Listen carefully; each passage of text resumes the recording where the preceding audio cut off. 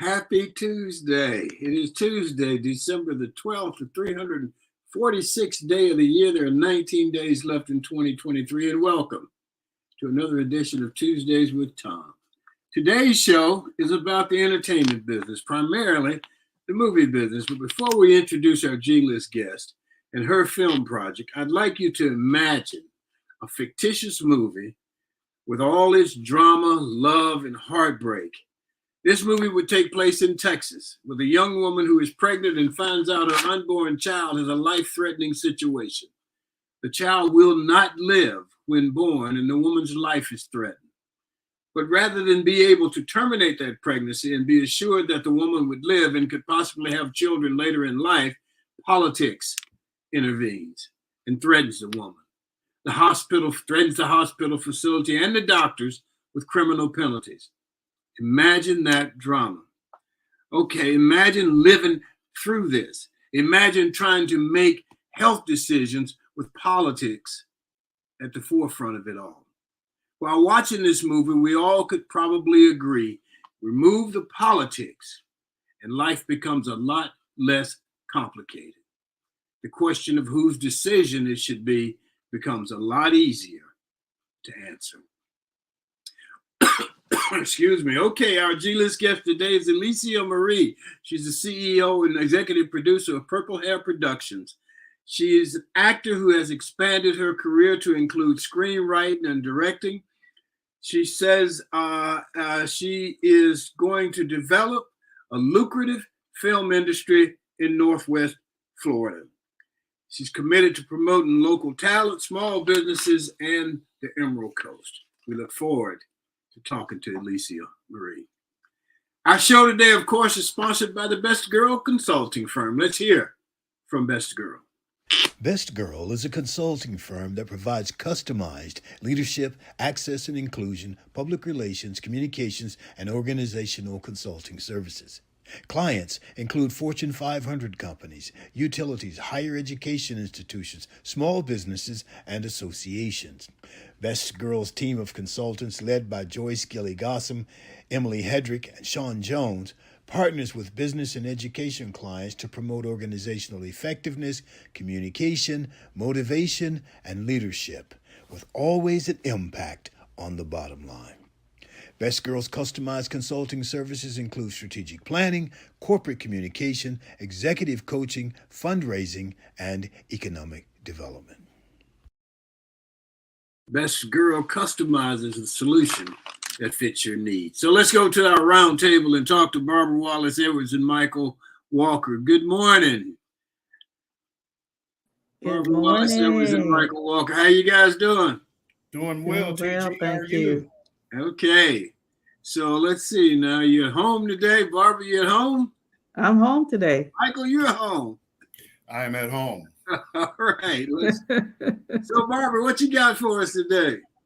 Thom, I got several things. I hope you and Michael got a chance to watch the Heisman presentation on Saturday night. I want to say congratulations to Jaden Daniels, the Heisman Trophy winner for 2023, the young man from LSU who transferred from Arizona State, I think. State.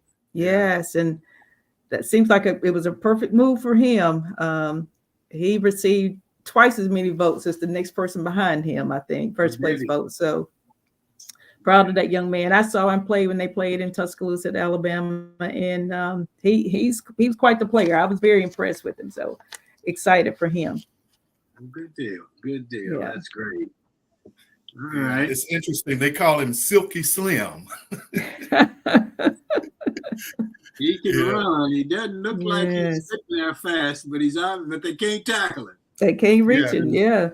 He's good. Really, he's good. If he hadn't gotten hurt, I think they probably would have beat Alabama that night. So he's really good. Oh, that hit where the guy didn't get thrown out the game. Right. Yeah. Where he hit him with the crown of the helmet under here and knocked him out. Right. And then landed on him. Yes. Which I thought they outlawed that with Tom Brady, but I guess that was a Tom Brady rule. Yeah, that's different. It's different. Okay. Sticking with football, guys, I don't know if you saw the news that Derek Mason was hired as the coach at Middle Tennessee State, and he hired our friend Kendall Simmons, who's been on the show. Kendall's going to serve as the offensive line coach there at Middle Tennessee State. So congratulations to both of those gentlemen as well. Good for Kendall. I know he enjoys it. And what was he at? He was at Auburn. What was he there? I thought he was an assistant. He was an analyst. He was the analyst. He served as the interim offensive line coach when Cadillac took over last year for those 4 games. And I think our offensive line produced a lot better during those 4 games. So I don't know why he wasn't the offensive line coach at Auburn after that. Really? But yeah, Really? Yeah, really. You think Really, so? Michael. You believe that, Barbara, or your lying eyes told you that? My lying eyes told me that, and I believe it, Michael. So all of the above. You know, it's funny, Thom and we were talking about that, and I'm saying, you know, they make things much harder than they need to be. And yes. I guess I'm a practical person, and maybe because I'm a businessman and analytical, I look at things differently. But if I'm a head coach and I have somebody like Kendall Simmons on staff already that played at Auburn, it's all SEC, played for the Pittsburgh Steelers on the offensive line, won 2 Super Bowls, I don't think I'd make him an analyst. Absolutely not. You're right. He'd be a coach. Yeah. But sure. Yeah. I mean, and if Auburn, and just think about this now, dream of going to the NFL. So if I got this guy as my analyst, I'm gonna make him my offensive line coach and let him go recruit players that want to get to the league, want to learn from him. That solves my offensive line issues. Yeah. You said a mouthful, Michael. Well, yeah, I saw where I saw the posting where he'd gone, Middle Tennessee State. Derek. Yes. I guess Derek didn't have to look far. He knew. Right. He knew what he wanted. Yeah, he worked with him. You know, Derek Mason was the defensive coordinator at Auburn for a year, and so he knew what Kendall brought to the table and recognized that and added him to his staff. So I applaud Derek for making that, Coach Derek Mason for making that decision. That's definitely a good one. Well, I wish Kendall the best. We had him on the show. He was going to be on a month or so ago, and schedules conflicted. But right. I wish him well, and I know he'll do well. And I'm sure he agree will. with Michael, I think those young men will be glad to listen to him and hear what he's got to say. You know? Yes. Okay. Michael, you got something for us? Yeah, I got a couple things. You know, taking a page from your monologue and your opening regarding being caught up between politics and what's real and what have you. You notice about maybe 3-4 months ago, we talked about Georgia being the first state in the nation to offer medical cannabis to patients through pharmacies.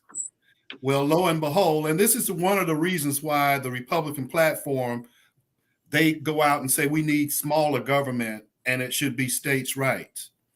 The DEA has sent a memo to all independent pharmacies telling them that if they sell marijuana, medical marijuana to their patients, they will be fined or maybe sent off to jail, saying that marijuana is a federal illegal drug and you cannot sell it, even though Georgia has approved pharmacists. So now you have pharmacies that are caught in between, where they have patients that need medical marijuana.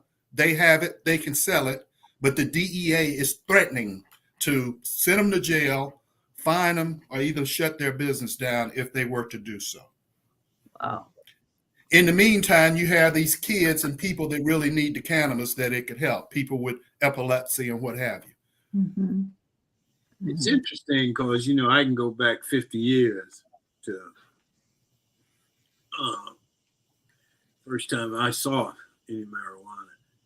And at that time, it was, it'll lead to more dangerous stuff. It'll lead to heroin usage and LSD and all that. And of course, 50 years later, none of that's ever been proven. Right. Now you can get it medically. So I don't know what sense that makes. I guess that just makes sense to some politician or what have you. That they do that. Well, first of all, the DEA should have more stuff to do than deal with medical cannabis that's been passed by a law in order to help people that are in need of it. Don't you have something better to do as DEA than to threaten pharmacists that are trying to do right by their patients? And what's their rationale, Michael? Why do they feel the need to do that? Just because people will have a prescription and, it's going through the pharmacy, so it's all legal. It's going to be controlled. Why would they have an issue with that? Just because I guess the feds haven't approved it. Congress haven't approved it or decriminalized use for cannabis, which is ironic because marijuana is legal in DC. Right. You can walk down the street and smoke pot in DC, okay? But without getting it from a pharmacy, huh? Without getting it from a pharmacy, okay? But you now are going to tell these people that are business owners that own drugstores that they can't sell legally, that they have a license for, they've been approved for by their states. All of that stuff is above board. Even their pharmacy license will allow them, but you're going to tell them that you cannot sell medical marijuana to your patients. But like I said, it's legal in DC. They have cannabis stores all around. You can go in there and just buy some. It's illegal in a lot. It may be illegal in places, but I tell you, New Orleans, you can walk down the street and smell it. Right.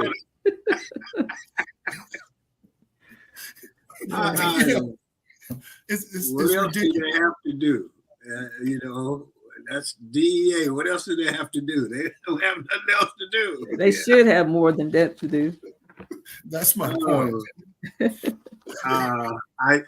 I saw this morning Kelly Clarkson. You guys familiar with her? And she's kind of a fun person to watch. She's got a show and so on and so forth. But she had this guy on from Saturday Night Live. I don't know his name because I haven't watched Saturday Night Live in 100 years. But black dude, Keenan somebody. She had him on. And so they were talking. And somehow or another, they got on this subject of being in the shower. Yes. And she asked him if he brushed his teeth in the shower. And whatever his answer was, I don't remember. But then she asked him if he peed in the shower. I think that's kind of personal. Right. But he said that wasn't something that he liked doing. But every now and then, if he was in there and he got caught up, and he would do it. She talked about how that was a regular thing for her. And so it's like, how do you get to a topic for a talk show? So is that a subject that we need to do on this show? I don't think so. Yeah, I don't think so either. I can't imagine what would make her want to talk about that on her talk show. I know she's down to earth and she's everybody's best friend kind of thing, but I think she knew it personal. bothered him. Oh, so okay. it's one of those things that she's got under her skin a little bit. So she's now you know what's funny about that? If the roles had been reversed and Keenan, being a male, asked her that, it'll be all type of outcry. He's a creep. He's a freak. All of that type of stuff, Yeah. But yet and still, she can do that as a female host and ask him that, and it's okay. Yeah. Just saying. Yeah. It's funny. So ratings, trying to get ratings, I guess. Who knows? Barbara, you got something else? Thom, I did want to mention one other thing. Panera Bread is in the news lately, and I guess we all have to be careful, especially those who suffer from some type of medical issue. Panera Bread has been confronted with the second wrongful death lawsuit after a customer allegedly died from consuming its popular caffeinated charged lemonade beverage. This is something that this particular charged lemonade has like 2 times the normal amount of caffeine in any kind of drink. It says it has more caffeine than a Red Bull and let me see, there's 2 different energy drinks that it has twice as much caffeine in it as those 2 things combined. And they didn't have any kind of warning or notice on it. And they had 2 young people, one in their 20s and one in their 30s, who passed away right after drinking this charged lemonade. Both of them had medical heart related conditions. And they're saying that there was no type of warning, no type of anything. And what's the name of it? It's a charged lemonade at Panera Bread that Panera Bread sells in their restaurants. Okay. Yes. Stay away from it. Yeah, people have to be very careful these days. You have to ask all kinds of questions because you never know what's in these things. And you would think they would have all kinds of warning signs saying if you have a medical condition, you need to be careful drinking these things or consuming them, but no type of warning whatsoever was posted there. That's tough. It is tough. So both families are suing. Yeah, man. Their lawyers will be trying to protect them, and their insurance company is about to pay up a lot of money. That's all I gotta say. They gotta write that liability check right now. It's coming. Mm-hmm. You all are familiar with Uber and Lyft and all of these rides and stuff. Well, the next phase, Connect Air. They're gonna be the Uber in the sky. Oh God! You always wanted to know what it's like to live the lives of the rich and famous and fly on private jets and stuff. Well, now you too, Barbara, can do that. Really? For as little as $111, you may be able to fly from one destination to the next. Tell me more, Michael. Connect Air is in Pacific Northwest, and they have a lot of other companies that are popping up to do this. And what it is, they're private chartered flights, and they have like maybe, when they're not busy and stuff, they will offer discount rates for people to fly on these small planes, private jets. And they will do just like you do an Uber when you share an Uber ride and what have you, and you pay so much. And so there are different companies. One is Wheels Up is one that's doing it. And like I mentioned, Connect Air, they have the cheapest flight from Sun River, Oregon to Aurora, also in Oregon, starting on December for $333. And what they say is primarily, if you're taking a short flight, you don't have to go to Delta and pay more and get there just a few minutes before this air taxi would get there, and it would be cheaper and stuff. So they're putting these out in different parts of the country, but it's starting in the Pacific Northwest. So you can live like the rich and famous and take a private jet. And I know that'll fit your style, Barbara, since you're a jet setter. I'm going to have to look into that. That sounds very interesting. Yes. You can find it under CNN Travel or just put in Connect Air. You can read about it. There are several different companies that are doing it. Some of them are going to offer like an initiation fee and a membership in order to be involved in it. But, hey, it's a different opportunity. That's what's going on. Very interesting. So is the plane scheduled to go where you're going? Is that how that works? So, okay, yeah. With the Uber, you stop them and you tell them where you want to go. So, right. Yeah. I'm sure it's not going to be that sophisticated to begin with because they have, different flight paths and everything like that. But as it go along, they will get it to the point where you know where you want to go, and they will let you know when there's an open leg that you can jump on it and take off. And I assume they're flying out of the big airports, and so you just go and park like you normally would. And I wouldn't necessarily say they're flying out of big airports. A lot of these places have these private airports and what have you, or smaller airports. Like in Atlanta, we have Peachtree DeKalb Airport, and we have other ones, and that's where a lot of the private jets land when they come in. Or that's even better. Yes. You don't have to fight that traffic. One of their selling thing is you don't have to deal with TSA and being checked down and stuff. Interesting. Something to definitely research. Absolutely. Yeah. Barbara, I see you posted something yesterday about track meet named for Harvey Glance. You want to talk about Yes. Yes, there is a track meet that the University of Alabama and Auburn University are working together on to have the first annual Harvey Glance track meet. And that's going to take place in January here in Birmingham at the Birmingham Crossplex. They said it's going to be a ticketed event. Tickets are not available yet, but we will definitely share information about that when we receive it. So I just got notification of it yesterday afternoon. Okay. So it's a dual meet. It's a dual meet, just those two schools, yes. And he, of course, was the head coach, the first Black head coach at both of those universities. So I'm really glad to see them working together to honor him in that way. But yeah, this will be the first. Okay. All right. Sounds good. Yes. I think that would be interesting. Very interesting. Particularly since he coached both schools. Mm-hmm. Okay. Yeah. Michael, Barbara, you got anything else? Well, the last thing I have is also in part of transportation. And Thom, I told you, I guess maybe about 4 weeks ago that I talked to our friend William Andrews, and he was talking to me about doing rail and all this stuff. I told you about the conversation. Well, on Friday, the White House announced that President Biden is investing in research for a new high-speed rail corridor that will link Hartsfield-Jackson Airport to the Southeast. There is also money that has come from the $66 billion federal bipartisan infrastructure law. And what's driving this news is that they announced $8.2 billion in new funding for major passenger rails all across the U.S.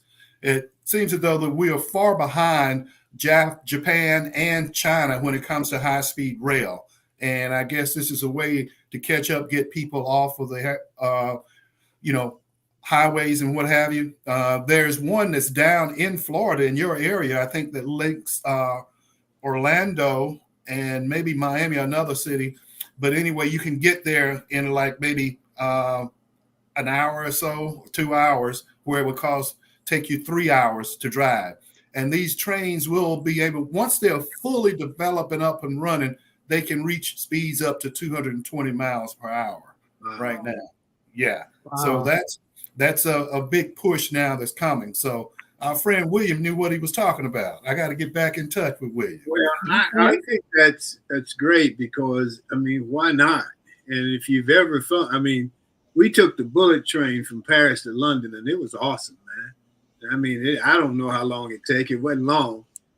And, and we actually went under the English Channel, it's like, wow. So I think it's probably something whose time has hopefully come. There was just the Amtrak down on the Gulf Coast that went from New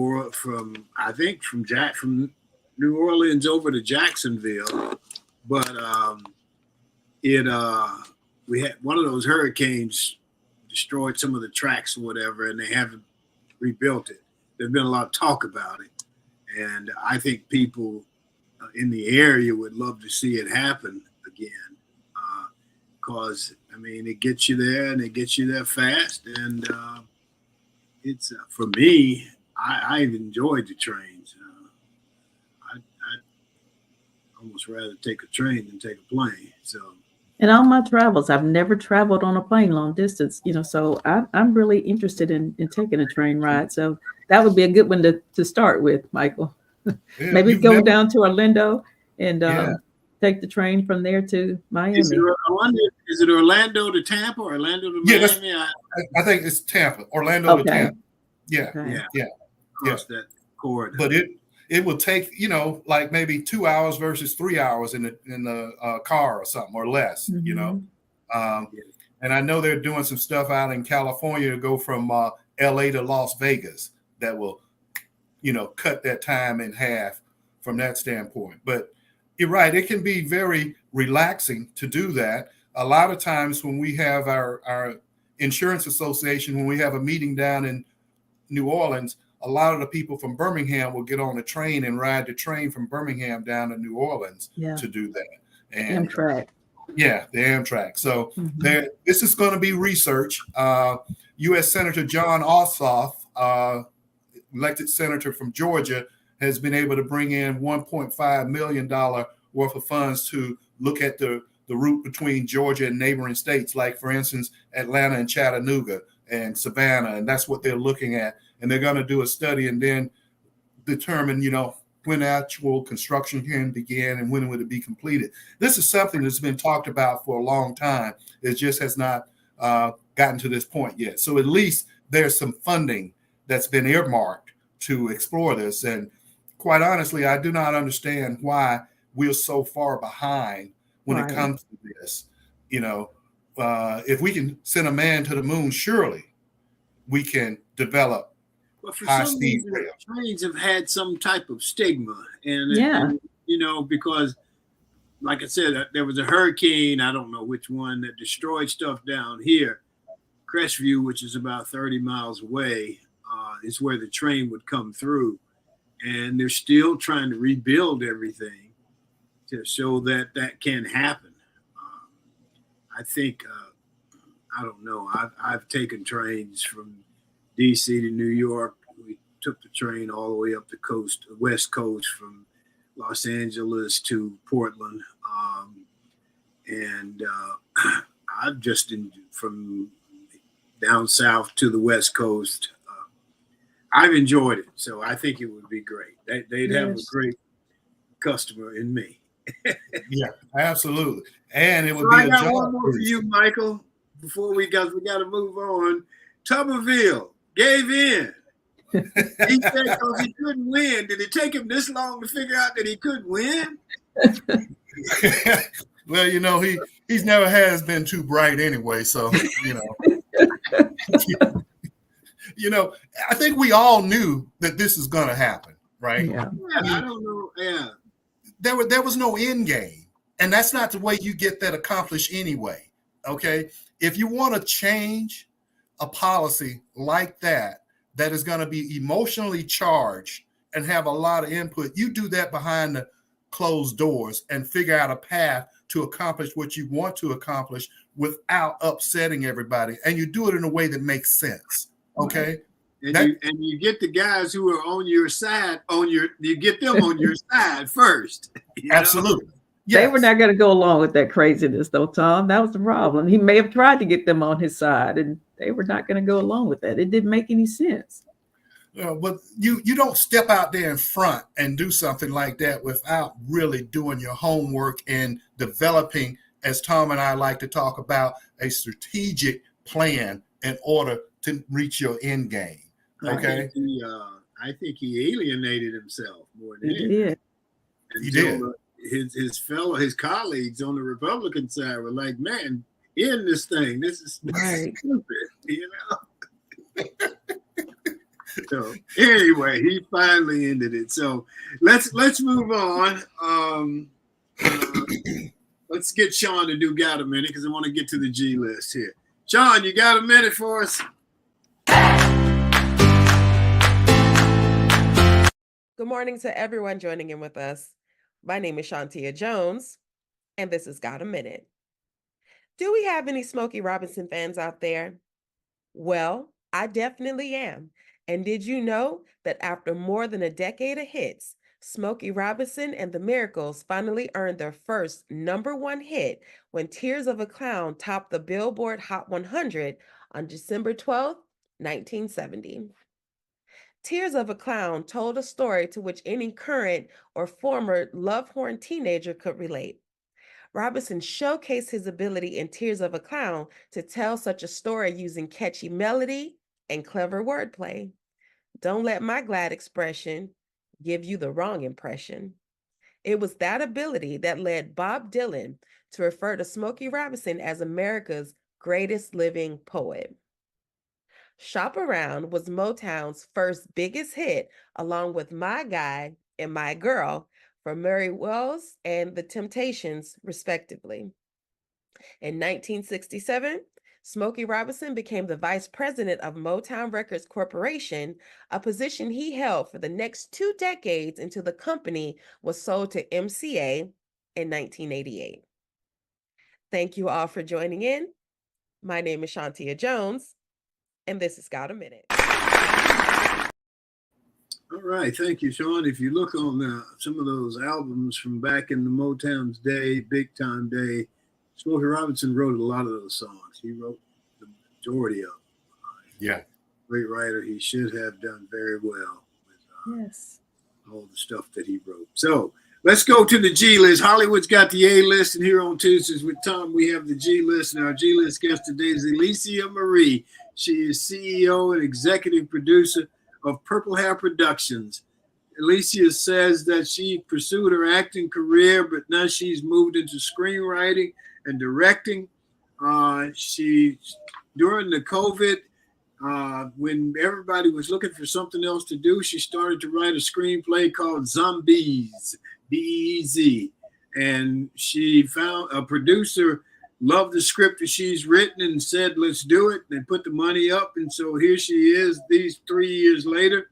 And her film will debut in Fort Walton Beach on the 17th of December. She says her goal is to develop a lucrative film industry in Northwest Florida. So we look forward to it. Elesia, how are you this morning? I'm good. Thank you. How are you? Oh, I'm doing fine. Thank you for being with us. Thank you for having me. So I know you and I met a while back, and you told me you were working on a screenplay, but you didn't tell me it would be this soon that you would have it ready and in the theaters. Well, at that point, we were in post-production so this is 2.5 years we've been in post-production on Zombeez. Okay. So by the time I met you, we had already started post-production, and I had no idea when it was going to be finished. I understand. I understand. Yeah. There's a lot of moving parts to making a film. I don't think people realize what it takes to do. So are you pleased? Tell me how you're feeling right now and moving forward. I have so many emotions right now. I'm excited and happy that it's done. I am terrified at the same time because, you put all this work into it and it's like, oh my gosh, what if people don't like it? What if it's like the worst thing? All this kind of stuff. There's so many conflicting emotions, but, I'm just grateful for all the people that helped me get it to this point. And like I said, this thing has been like 3 years in the making. So it's taken up so much of my time, my brain space for the past. So it'll be glad to kind of get it off my mind a little bit, like to have some breathing room. I had, there's some guys up in Birmingham who want to do a film and have asked me to work with them. And I said, man, you guys don't understand. This would be 2 years out of my life that I wouldn't have a life for 2 years. Yeah. Because it probably longer, because that's what it takes. And there's so many moving parts and so many moving people, moving in and out. I mean, there are arguments that go on. People who quit and other people come in, and it's a heck of a process. It really, really is. It's the only the glamour comes when you get to go on and watch your premiere. I keep telling people, it's like acting is the easy part of filmmaking. Yeah. As an actor, I know all that you do. You come to set, you do your lines, and you go home. Everything else that happens behind the scene is the hard part. Post-production was hard. You know what I'm saying? So yeah, and the glamour, the red carpet, that's the glamorous part. Everything after that, behind the scenes, it's not glamorous. There's blood and sweat and lots of tears. A lot of tears. Right. I know Michael and Barbara got some questions for you. Barbara? I do. Good morning, Elesia. How are you today? Thank you for joining us. Great.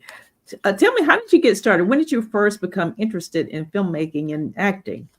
I've always wanted to be an actor since I was a child. I mean, that's like probably the only thing I ever really wanted to do was be an actor. And so I kind of started pursuing that as I got older.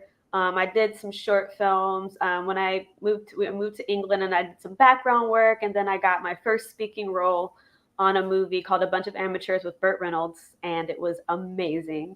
And I was like, this is absolutely what I want to do forever. And then, you know, it was very slow going. You know, I'm sure Thom knows how hard the acting thing can be, getting auditions and all that kind of stuff. Well, maybe not, because I know he's had a very lucrative career. So, you know, for you know, It's a lot of luck. right. When I moved here to Northwest Florida, there's not a lot of opportunity here outside of, you know, Atlanta, New Orleans, which is 4 to 5 hours away. And then again, when COVID hit, there was nothing happening. And so I had this idea for a screenplay, and I started writing it. And it was never my intention to be a filmmaker. I just wanted to write a project that, you know, could showcase my friends' talents and stuff. And I honestly never really thought it was going to get made. Maybe eventually at some point in life. But I found the producer who was willing to do it. And it kind of just went from there. And, you know, I wouldn't say that I guess I am a filmmaker, but it's not something I always wanted to do. It's just kind of something that I had to do in order to get this movie made. So, you know, especially, you know, something low budget, you end up doing so many things to get it done and to save money. So it was kind of, I directed it because I couldn't afford a director, and I edited it because I couldn't afford an editor. So, you know. I've been there. Yeah, so it just kind of happened that way, and now I love it. That's great. You work with you say that I had this one guy, and we would go and we were doing post, and oh man, there were some days we'd get so angry with each other. I mean, I'd be pissed at him, he'd be pissed at me. It's like, let's just take a break for a while. But we made it work, and we got it done. Yeah, post was not fun. And like you said, we went through several CGI artists because it's about mutant bees. There's not a lot of those floating around nature, so all that was visual effects. So we went through a couple of them. It was really hard to find some locally. And then we had one guy, and he got sick, and then we had another guy, and he had to drop out, and this guy and this guy. And so it was a beast. Post-production is a beast. That's all I can say. Right. But on the 17th, you get to showcase it, and yes, you will be the most nervous person in the theater. I was like, I don't even know if I'll be able to watch it at this point, because like I've seen it so many times in the past 2.5 years. Every edit, every version of itself. I was like, I'll probably be so nervous. I'll be like out in the hallway pacing back and forth while everybody else is watching it. Yeah. So, I don't know. Michael, you got a question? Yes. Well, first of all, I'm going to say congratulations, Elesia. I'm very proud of you. It's the epitome of being an entrepreneur, you know, and it's interesting hearing you talk about what goes on in the background. That people always say, if you saw how sausage was made, you wouldn't eat it. So I guess that's what you're telling us about being a director and making a film and what have you. And you said that your goal was to be an actress. Well, now that you are producing a director, you can put yourself in any film you want to now. That's right. Exactly. That's a good way to go back door. Okay. Exactly. Let me ask you a question. I notice this is sci-fi and it's Zombeez. So I guess these are bees that are wreaking havoc. Are you familiar with Alfred Hitchcock? Because he did a movie about the birds, and it was a sci-fi type thing. And absolutely, I love Alfred Hitchcock. Well, we used to watch the Alfred Hitchcock Hour on was it Nick at Night or whatever it was, in the reruns or whatever. And I saw the bees as an adult. So for me, I don't think it was as scary as my mom made it out to be, you know, because she was like, oh my gosh, it's so scary. And I was an adult when I saw it, and I was like, Mom, really? But I will say that there were a couple of times when I would see all those birds lined up on the power lines, and I'd be like, okay, you know what I'm saying? So yeah, I'm very familiar. I love Alfred Hitchcock, and so I took a lot of inspiration from a lot of sci-fi movies. You know, like I don't know if you guys are familiar with the Sharknado movies. I always say those are like I love cheesy B sci-fi movies like that. So that's kind of where I kind of took my inspiration from, is because I wanted to make my own, and you know, I was like, how has ever been a zombie B movie? You know what I'm saying? So that's just kind of what happened. You know, I was in Jeepers Creepers 2, and Okay. we shot it we went to work every evening at dusk, and we worked till sunup for 3 weeks up in Tejon Ranch up in Northern California. And I mean, we would go in about 6 in the evening, and we would work when the sun started to come up is when we would stop. And then you're trying to sleep you're trying to sleep during the day, and you can't really get enough sleep and what have you. But there was this one scene where this young man had to go down by this creek, and he was supposed to be using the bathroom. He had to go to the bathroom, but we were faking it. And this guy, this wrangler, he brought in all these pigeons. And so when the young man went down by the creek, he was supposed to startle the pigeons, and the pigeons would fly up.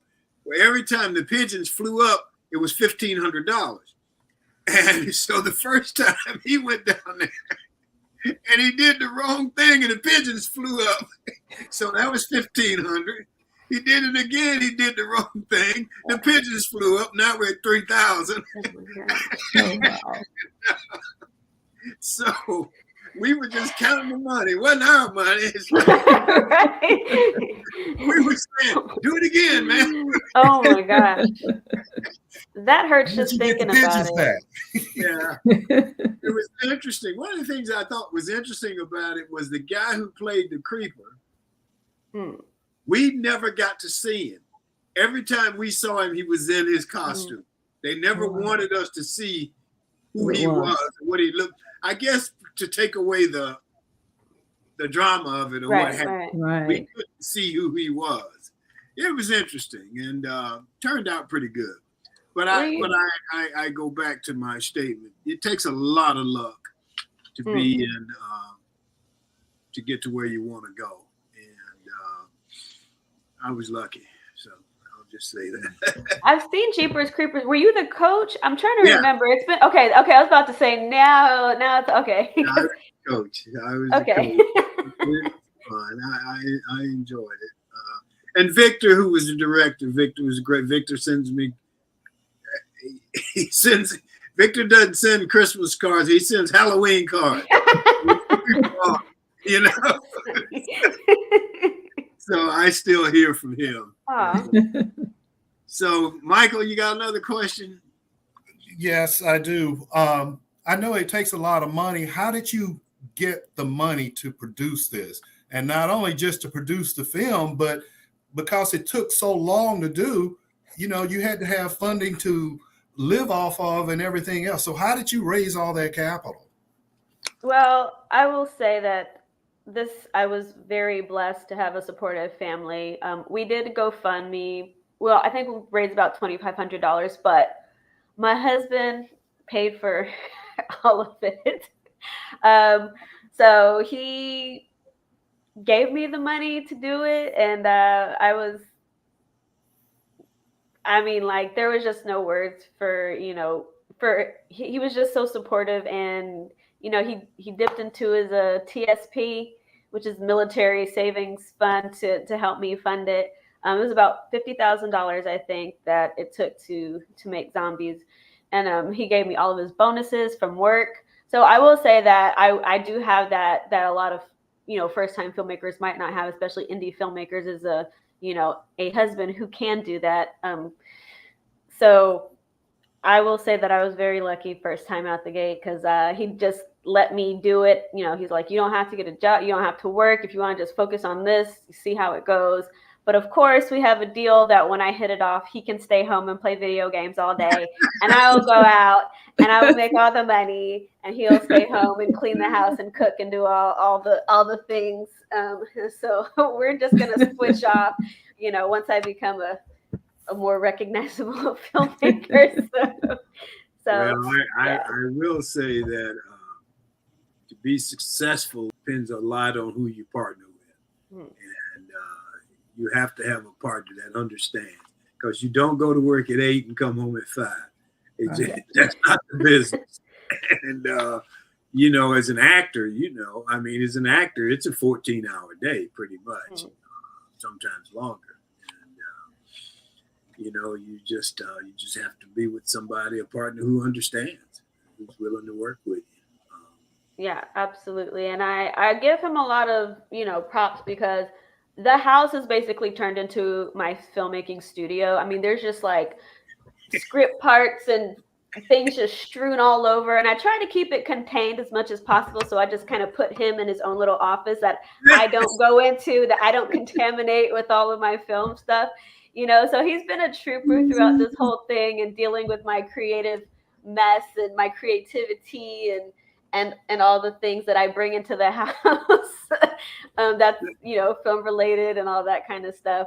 But he has let me know he cannot do it again, and I'm not expecting him to, because our next film is probably going to be about $300,000. So that's not sustainable for us to pay for it. But yes, I was very blessed to have a very supportive partner in this, and I'm very grateful for him and everyone else who donated and gave what they could. And we had a lot of our crew who took a huge pay cut in order to help me make this film, because they believed so much in it. They get like $500-$600 a day, and they did it for way less. And so many of the post-production crew did it again for like pennies compared to what they normally get paid. And of course they had to do it in between other projects that they were working on, and that's a lot of what took more time, is because it's like, hey, I've got 10 projects lined up and I'll fit yours in where you can, and that's just kind of part of it. But I was like, you know what, I'm not doing this again. Next time I'm gonna have the money, we're gonna have this movie done in 6 months, because I can't do 3 years again. I can't do it. My brain cannot do a 3-year post-production project. So next time I do my next film, you're going to be fully funded. Everybody's going to get paid. We're going to have it done in 6 months, and we're going to be ready to go. That's why there's so much time between when a director does a film and when he does the next one. Right, right, yeah. You gotta have a break, man. Absolutely. I got, people like, we're ready to start pre-production on your next one. I'm like, I'm not ready. I want to go sleep for 6 months, Right. Tell us just briefly, what's the storyline of the film? So it's about a very small town in Northwest Florida called Bees Knees Bay. And it's a honey farming community. And all of a sudden, all their hives start dying off. They can't figure out what's going on. So they call in this specialist. They're called apiologists, which are scientists who specialize in honeybees, to figure out what's going on. Then all of a sudden, people start dying. And they can't they're trying to figure out why people are showing up mutilated, and all the bees are disappearing, but people are talking about bees flying around. So they kind of have to figure out, what happened to the bees and what happened to the people. So there's a formula for sci-fi movies. If you notice, there's always like a couple that either broke up or they're in the middle of a divorce or whatever. So we kind of took those elements, because the main character and the guy she's working with used to be engaged, and things happen. So there's always those little elements of sci-fi, the creature features. So I kind of try to keep to those little elements, but put little twists here and there and things like that. And you've always got to have like the cheesy CGI for these movies, and I think that's kind of like the fun part of it, is the CGI, because everybody loves cheesy, for these kinds of movies and stuff. But yeah, so it is a relationship story with some sci-fi and some drama thrown in there. It's not too bloody, it's not like Jason or Freddy, where there's blood and guts spewed all over the place. We try to keep it somewhat family friendly. But yeah, so it's just people trying to figure out why the bees are disappearing and what's happening to the people in their town. And this is actually like a zombie bees are actually kind of like a real thing. There's these mites that like corrupt the hives and stuff, and they kind of like take over the bees' brains and stuff. And it's kind of like a huge problem in the honeybee community and stuff like that. So I thought that was a very interesting subject for a movie. Any other questions, Michael, Barbara? I have a question for you, Elesia. I ran across one of your short films, Shopper Size. Oh my God. And I thought that was perfect. I can't tell you how many times I leave home going to the gym and end up shopping somewhere. It's like, okay, but I'm getting exercise. I'm walking through the store. But tell everyone about that film and how it came about. Oh my goodness. Where it was filmed. Everything about it was just perfect. I did that about 10 years ago. I had been in LA trying to do the actor thing. I ran out of money. I went home to my parents in Marin City, California, which is outside San Francisco. And I still wanted to make films and stuff like that. And I couldn't. And so like one day we were watching this old, like, I don't know if it was like because we were watching like retro TV and they had like this commercial for like Jazzercise or something, you know, like one of those old school workout videos. And I was like, you know what's so funny is like how tired I get after shopping. And then I was like, that could be a workout. And then so my dad was able to let me use knew some people, and we got to do it at the Goodwill in San Rafael. And I got my mom and my sister to do the video with other actors are. Okay. Yeah. So it was a lot of fun to film, and people always. That's so funny because I haven't thought about that video in years, but it was like my very first Purple Hair production film, I guess you could call it. But it was a lot of fun, and oh my goodness, it's funny. Hilarious. Everyone should go check it out. It is really, really good. Well, I'm glad you saw it. I'm glad you liked it because yeah, it was a lot of fun to make. And Michael, you got any more questions?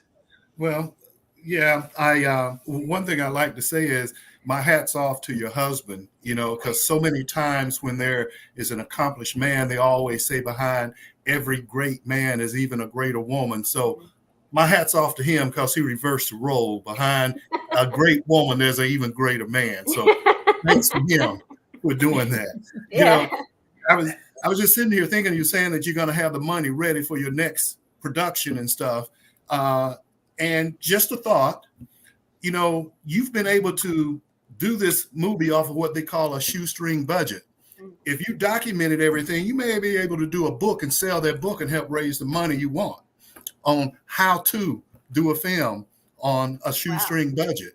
Because there'll be a lot of people that want to try to emulate what you're doing, and you did this on a shoestring budget. So that may be an idea for how to raise money, is to publish something like that and put it online and sell it. That's a good idea. I'm good for that every once in a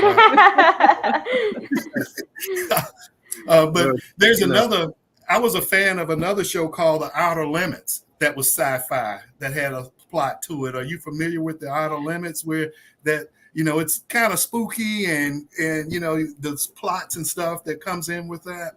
I've heard of it. I don't think I've actually seen it. I've seen like the Twilight Zone and stuff like that. I don't think I've actually seen Outer Limits though. Okay. You know, Twilight Zone is the same type deal on that. So, yeah, that's great that you have such an imagination to do that. What did you do as a little girl, to come up with this imagination that you had?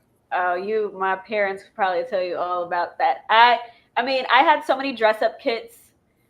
I would make these little plays and like force my cousins to do them in front of our family.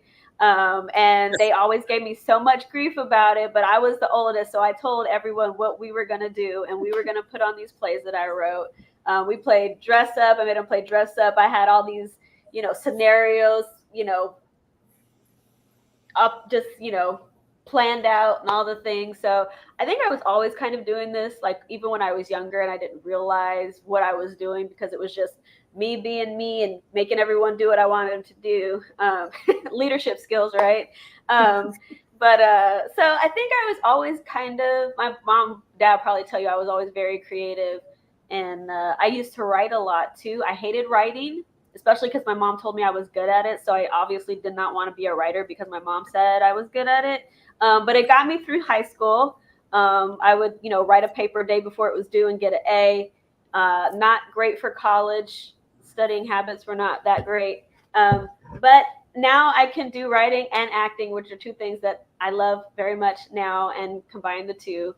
So I think, I've always kind of been a creative, and my dad will tell you from my messy room, because they say creatives are very messy. He didn't appreciate my creativity though growing up. But yeah. So I'll go back to the whole partnership thing. I was in Los Angeles working on this show with Ted Danson. I forget the name of it, whatever that show was, but it was a comedy. It was a sitcom, and they're pretty easy till you get to the shoot day. First, on Monday you read the script, just sit around the table, read the script. On Tuesday you work out the blocking, and on Wednesday you do a walkthrough, and then Thursday, and then Friday you finally shoot it. So my wife went with me, and we luckily we had a nice little trailer we were able to relax in. We went out there about 7 o'clock in the morning. So finally, about, I don't know, maybe 7 o'clock that evening, we finally shot one, and after all the rehearsals or what have you. And so they had a live audience. It was great, and it's a comedy, and we did the whole thing. Boy, and everybody just laughed. I mean, it was great. It was wonderful. Whatever. We've been there 12 hours already, and then the director said, "Okay, all right, everybody back to the original places. We got to do it again." No. So yeah. we ended up. I think we ended up leaving there maybe close to 11, 12 o'clock at night. My wife said, "Don't ever ask me to come to one of these."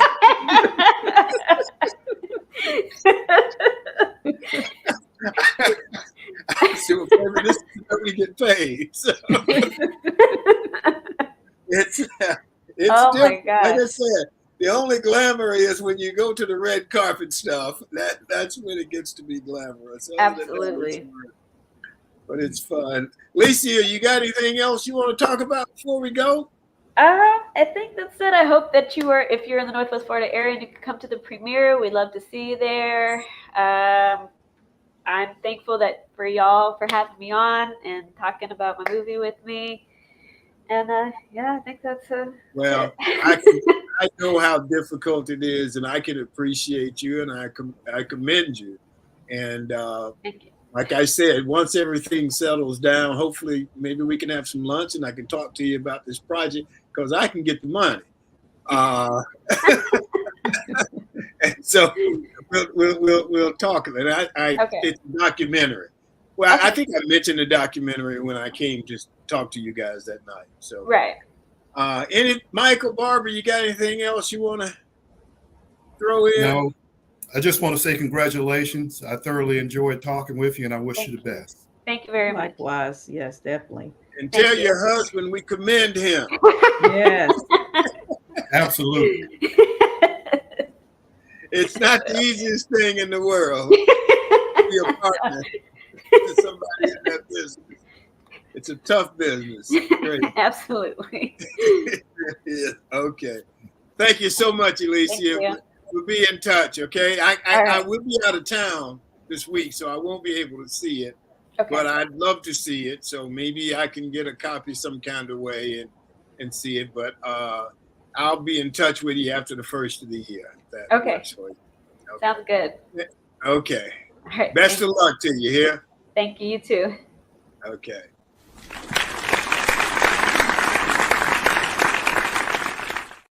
Okay, my closing comment, or as I see it, Florida State got the shaft, man. They won every game they played. That is the purpose of playing the games. Having played on some very good teams in my day, I know how hard it is to win every game and to win a championship. How can a team with a loss be a champion over a team that is undefeated? I played on teams that finished 9-2, 10-1, 10-2. Really good teams but we were a long way from being undefeated. Losing one game makes you a long way from being undefeated. It's really difficult to go through a season undefeated. I don't care what league you're playing in. I don't care who you're playing. To go through 13 games undefeated is an incredible accomplishment. Sometimes there's a slip up along the way. Florida State belongs at the top. They won them all, and no one can take that away from them. And that's how I see it on this 12th day of December in the year 2023. Next week's guest is, and you guessed it already, Santa Claus will be here with us next week, and we look forward to that. And that's our show for today. So we want to thank our audience because we appreciate you. Thank our G-List guest, Elesia Marie. Thank our sponsor, Best Girl Inc. Thanks again to the TWT team, Barbara, Sean, Emily, and Michael, and Joyce. And that's it for this December 12th. Remember, a day without a smile is a day wasted. If you got an extra smile, give it to someone else who may need it today. Enjoy yourself. Make every day count. Stay safe. Peace.